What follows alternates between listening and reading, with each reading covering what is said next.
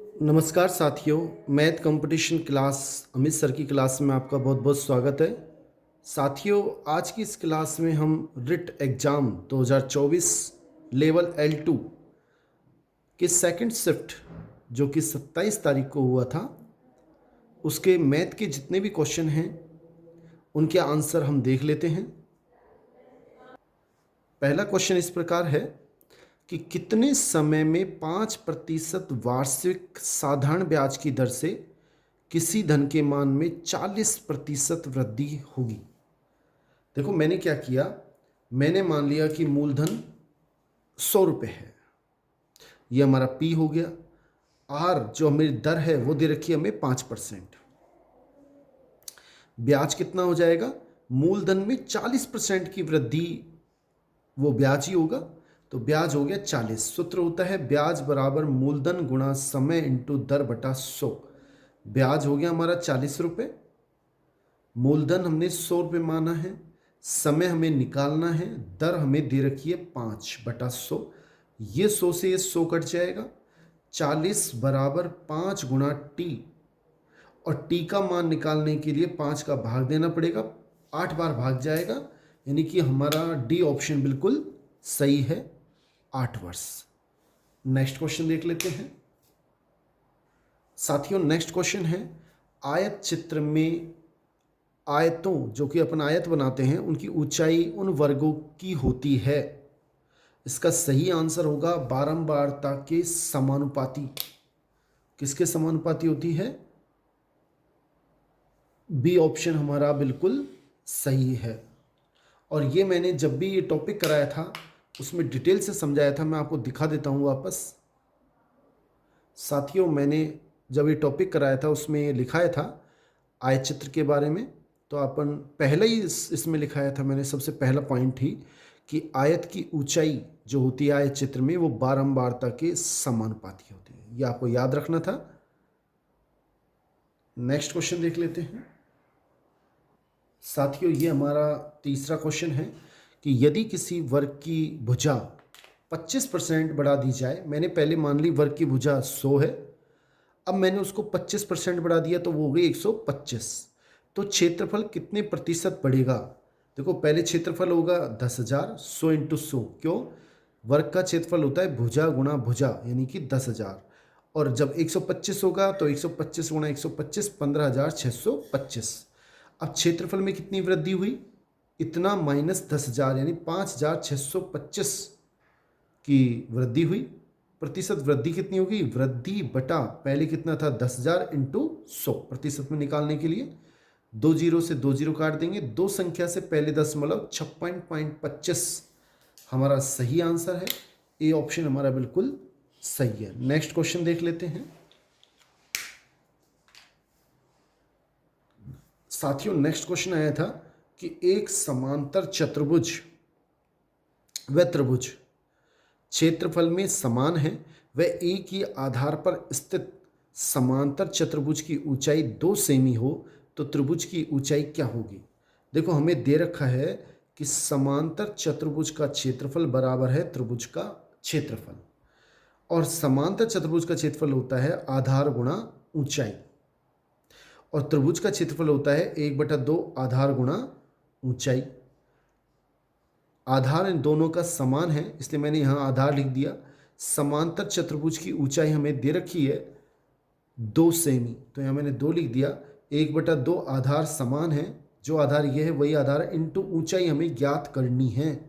अब आधार से ये आधार काट दिया मैंने, ऊंचाई कितनी हो जाएगी, इसके नीचे कुछ नहीं है तो 1, 2 से ये इधर गुणा हो जाएगा, 2 दूना 4, और ऊंचाई एकम ऊंचाई, तो ऊंचाई का मान आएगा 4 सेमी। डी ऑप्शन हमारा बिल्कुल सही है।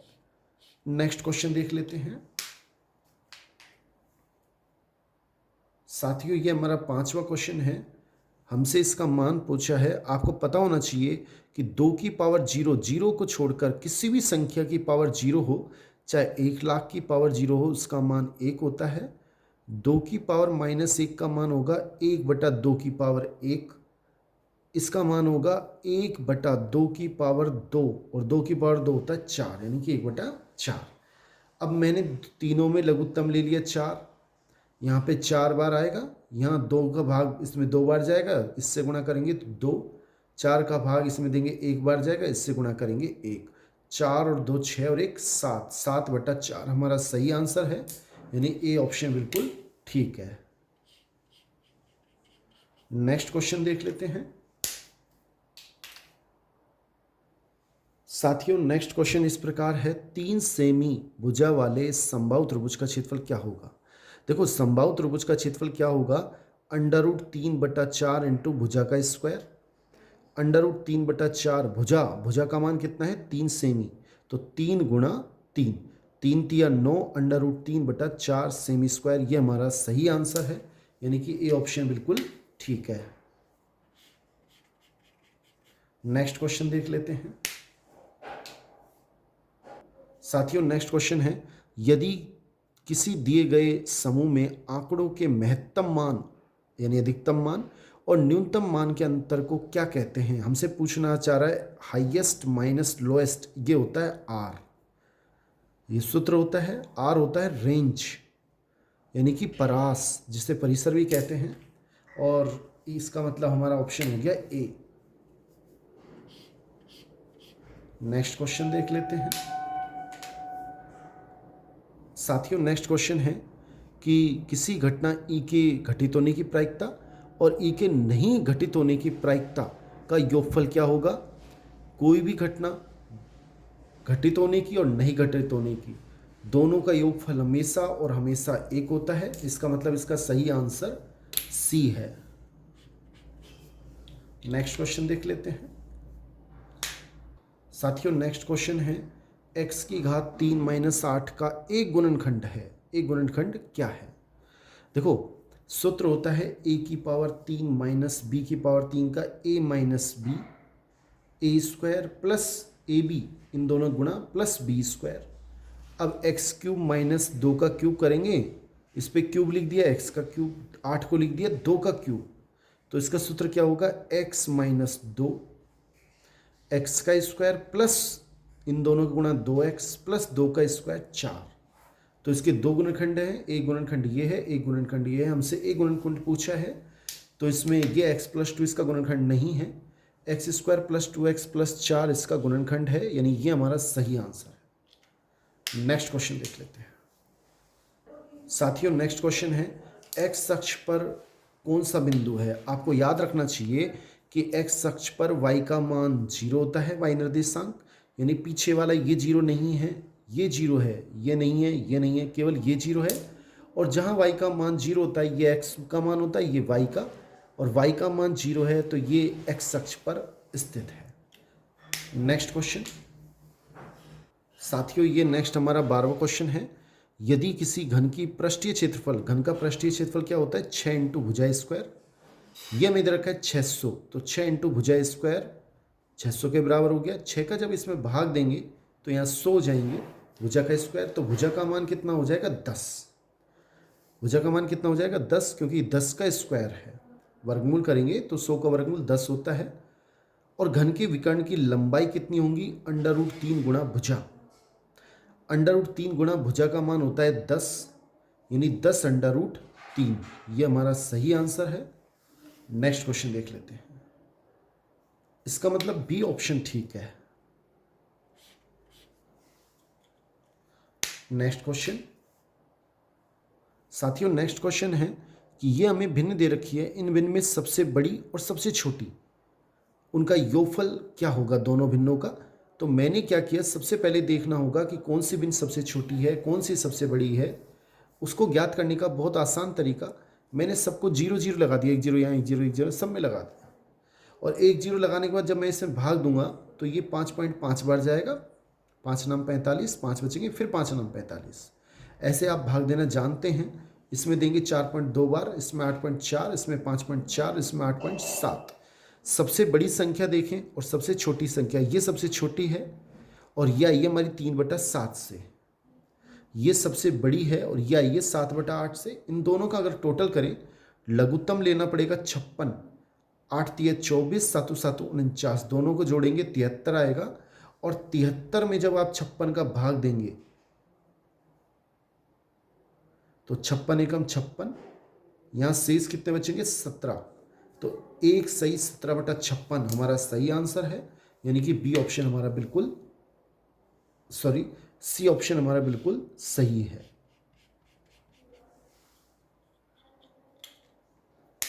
नेक्स्ट क्वेश्चन देख लेते हैं साथियों। एक क्वेश्चन है, यदि किसी कोण के संपूरक और पूरक कोणों का अनुपात, मैंने कोण मान लिया थीटा, तो इसका संपूरक कोण हो जाएगा 180 माइनस थीटा, और पूरक कोण हो जाएगा 90 माइनस थीटा। इन दोनों का अनुपात दे रखा है 5/2।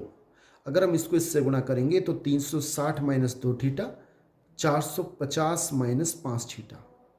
इस 5 थीटा को जब इधर लेके आएंगे प्लस का हो जाएगा 5 थीटा माइनस 2 थीटा, और ये जब इधर जाएगा तो माइनस का हो जाएगा 360 डिग्री। 5 थीटा में से 2 थीटा घटाएंगे 3 थीटा बचेगा, और 450 में 360 घटाएंगे 90 बचेगा। 3 का जब हम इसमें भाग देंगे तो 3 तिया 9, 30 डिग्री। थीटा हमारा सही आंसर 30 डिग्री है, यानी सी ऑप्शन बिल्कुल ठीक है। नेक्स्ट क्वेश्चन देख लेते हैं। नेक्स्ट क्वेश्चन है, यदि दो बराबर आयतन वाले बेलनों की ऊंचाई हो, दो पहले बेलन का आयतन दूसरे बेलन का आयतन बराबर है, और इसका सूत्र होता है पाई आर स्क्वायर एच, और दूसरे का हो गया pi capital R square H. मैंने पहले में त्रिज्या आर मानी, दूसरे में कैपिटल आर, ऊंचाई एच मानी, दूसरे में कैपिटल एच। पाई से ये पाई कट जाएगा, आर स्क्वायर एच बराबर आर स्क्वायर एच, ये बच गया। मैंने क्या किया, इस एच के नीचे इस कैपिटल एच को लगा दिया, आर स्क्वायर के नीचे इस आर स्क्वायर।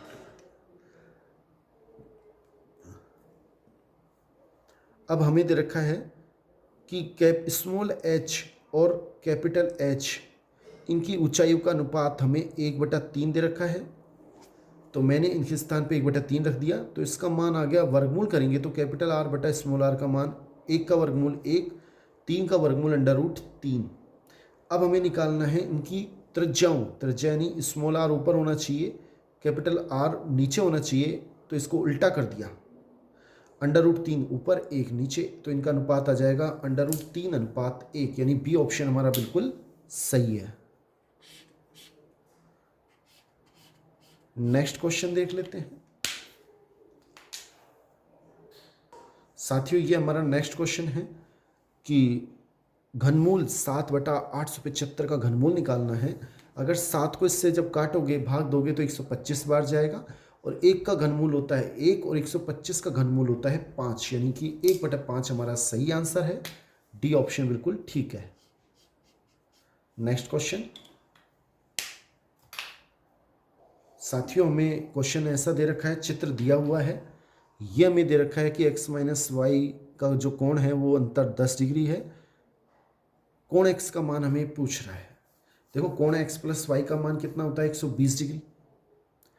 क्यों होता है कि ये 120 है, तो ये कितना हो जाएगा 60, और तीनों का टोटल होता है 180, तो इन दोनों का टोटल होगा 120, और capital x minus capital Y का मान होगा 10 डिग्री।